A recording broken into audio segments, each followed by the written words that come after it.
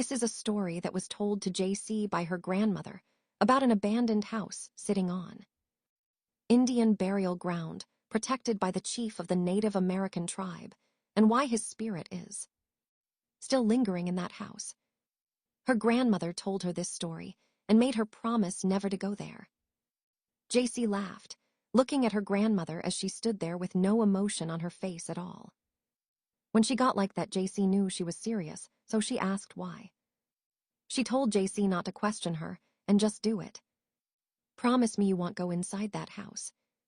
She just looked at her grandmother, while grandmother gave her this humbling look and explained to her that the house was haunted and how people went missing while looking for the treasure that was supposedly inside the house, and that the chief was guarding it, and how she knows of people who went inside and never came out.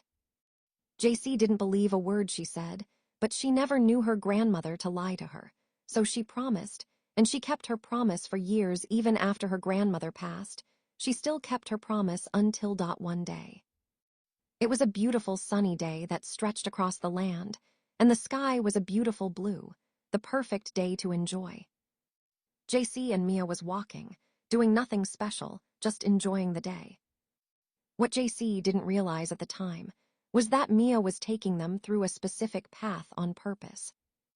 After a while, not noticing where they were going, suddenly they were standing in front of the house that JC's grandmother had warned her to stay away from.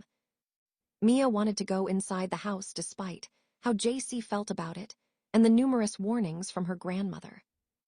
Being very upset and aggravated, turned around without saying a word, JC started walking home. All of a sudden she heard Mia scream, "Help me, JC!" Her voice echo off of every tree in the forest. At that moment, JC forgot how mad she was at Mia and ran back to help her friend. JC ran until she stood on the outskirts of the yard, standing in front the house, apologizing to her grandmother for breaking her promise. JC stepped into the yard, headed towards the house, when she heard a whisper from behind the trees. Walking towards the house, she called out to Mia. Mia stepped from behind the tree. She stood behind JC and whispered in her ear, "See, you want to know too, don't you?" as she starts laughing. JC turned around startled, happy to see her friend was okay, but upset because of the joke she played on her, while telling her that she caused her to break her promise to her grandmother. Mia just looked at her and said, "Well, we're here now, let's go inside and have a look around." JC just looked at her, turned around again, and turned around, starting walking back home. She heard Mia calling out to her, apologizing, but she wouldn't turn around. Mia called out to her again, but this time JC turned around to tell her about herself, and noticed that an unseen, invisible force drug Mia into the house and slammed the door shut. JC ran to the door to open it, but it wouldn't open.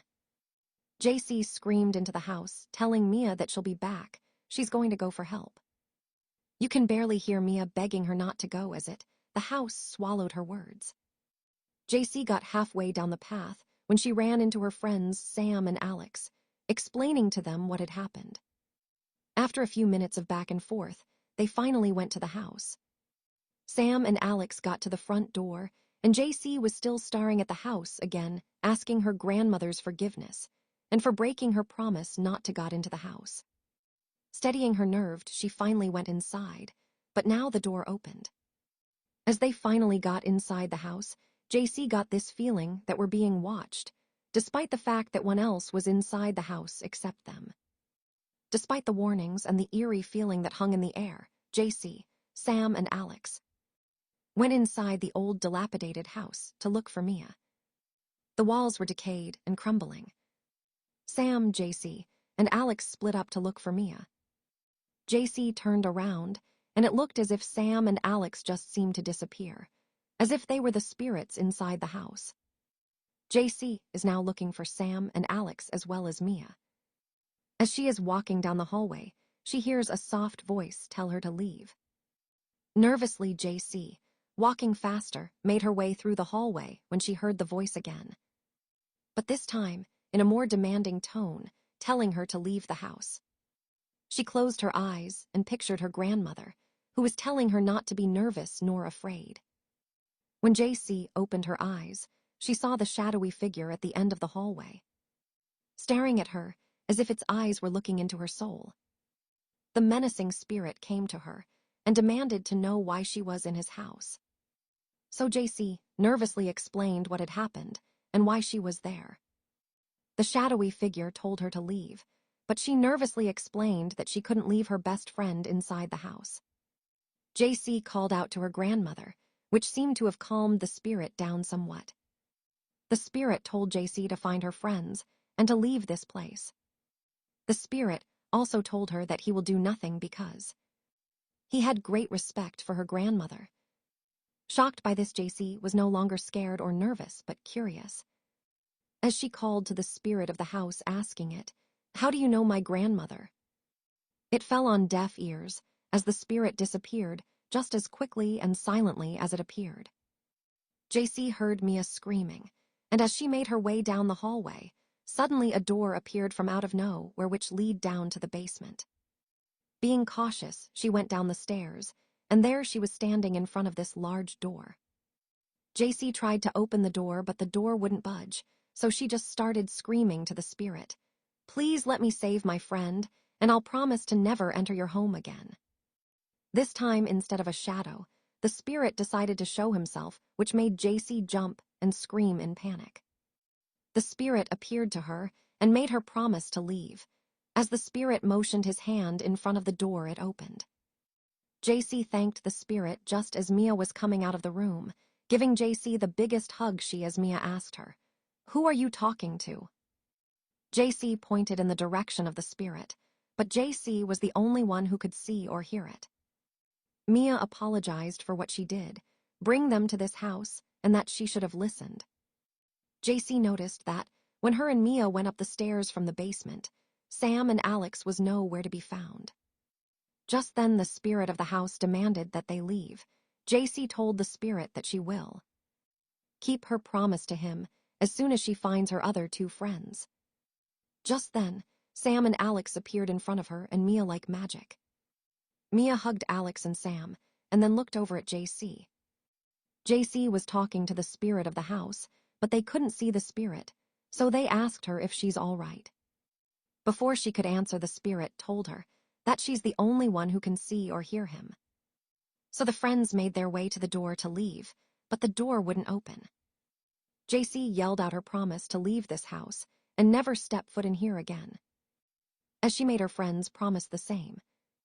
Again, like magic, the door opened up and they all left the house. They waited at the end of the driveway while JC was talking to the spirit, but to her friends, it looked as if she was talking to herself. Mia, Sam, and Alex were huddled together, whispering to each other. Jane walked towards them, asking what they were talking about. They all said in unison, "Nothing," as Sam and Alex were giggling to themselves. JC, walking back to her friend, overheard Alex. Alex looked towards the house and said, "Finally." JC asked, what did he mean but that? Alex reached into his pocket and pulled out 2 gold coins, laughing. Sam pulled 2 coins out of his pocket as well, laughing. They showed the coins to JC, who begged them to return them. To this he replies, "Finders keepers." JC, filled with fear, guilt, and anger, tries to explain why they should put the gold coins back.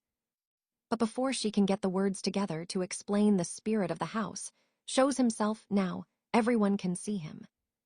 The spirit goes over to Alex, and Sam waves his hand, and Alex and Sam are taken off their feet and taken back into the house, kicking, screaming, and cursing.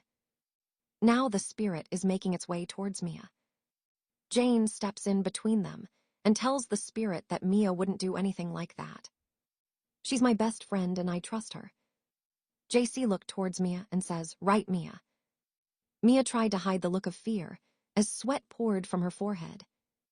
The spirit slowly goes towards Mia, not taking his eyes off her. Mia starts apologizing, drops the coin she had in her pocket, and runs home screaming.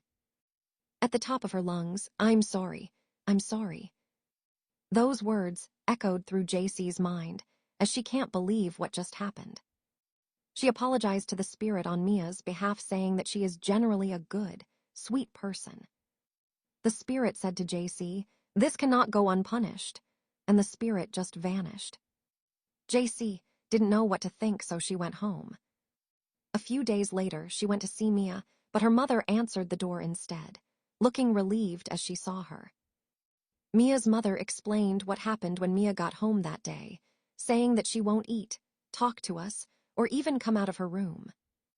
JC went up to Mia's room, knocked on the door, and told her she was coming in. JC opened the door and found Mia sitting in the corner of her room in the darkness, crying, "I'm sorry, please go away." JC asked Mia what's wrong. JC looked where she was pointing and saw a shadowy figure and recognized it as the spirit of the old abandoned house. JC talked to the spirit on Mia's behalf and noticed out of the corner of her eye another coin sitting on the dresser. JC didn't even look at Mia this time, she just picked up the coin. Since it came from the house, it had a physical presence to it that the spirit could hold on to, and handed it to the spirit and asked the spirit again to forgive Mia. The spirit just hovered for a minute and then told JC that he would leave her alone if she has learned not to trespass onto my property again. Mia was so scared that JC answered for her and promised that she won't. Before the spirit disappeared, he said to Mia, "Your grandmother was right, you do have a good heart. And you are a good person." Then he disappeared. After the spirit left, JC asked if she was all right. Mia jumped up and hugged JC as tightly as she could. Afterwards, JC backed up and asked her, "How could you do this after everything I told you? Whether you believed me or not, you're my best friend, and you should have just trusted me." And with that, JC stormed out of the house. After JC got home, she was furious about everything that happened as she started watching television. Then it dawned on her what the spirit said. He knew my grandmother. Just then she felt a warm sensation touching her shoulder. The touch felt tender and familiar. Before even turning around, she called out to grandmother. Her grandmother appeared and JC started apologizing, but grandmother told her that she was proud of her and not mad that she went into the house to save her friend. JC smiled and then asked her how she knew the spirit of that old abandoned house. Grandma just looked at her and winked, smiling as she disappeared into the light. A few days later, JC went to check up on Mia, but she wasn't there. Her father opened the door and told JC that her mother took her to stay with her grandmother for a while. After what happened, but she did want me to give you this letter. JC asked if Mia was all right. Mia's father gave a brief explanation and then closed the door. JC is walking home holding the letter Mia's father gave her, trying to figure out why her best friend would leave without telling her. Later on that day, sitting in her room, she had forgotten she still had Mia's letter in her hand. JC opened the letter and it read, "JC, I'm sorry for not listening to you about the house and everything." Then JC thought back to what she said to Mia and started to feel bad as a tear ran from her cheek. She thought to herself how she may have overreacted. She continues reading the letter. "I hope you don't hate me after what I did. After you helped me with the spirit of that house, I hadn't seen him anymore, but in my mind, he seems to be with me. No matter where I go, so Mom took me to a psychologist, and she suggested that my mom take me away for a while. I fought it telling my mother that I didn't want to leave my best friend, but moms know best right. What I didn't tell my mother, I am only telling you, is that you are more than my best friend. I love you. I wanted to tell you that day we were walking down that path. I got scared because I didn't want to lose you as a friend and have you feel disgust towards me if I told you how I really feel about you. Hopefully I'll be back soon and you'll feel the same for me. If not, I'll be hurt and will also understand. I don't want you to see me any differently, and I don't want to lose my best friend. Love you. Mia." Now JC just sits there. She wasn't upset. She just started laughing, not knowing how she'd react if Mia had told her. JC walked past the house, and she could hear her other two friends, and they're not giving in. She said to herself, they will never learn. A few months later, as JC opened to leave, Mia had just walked up. Before JC could say anything, Mia said, "I'm sorry," and kisses JC. Standing there, JC just froze, but didn't push her away. JC held Mia's hand, and then touched her face, gently telling her that she could never hate or be disgusted by her best friend. But she will need some time to process what just happened. This made Mia happy because she knew that she didn't lose her best friend, and that they could become something more. Only time will tell.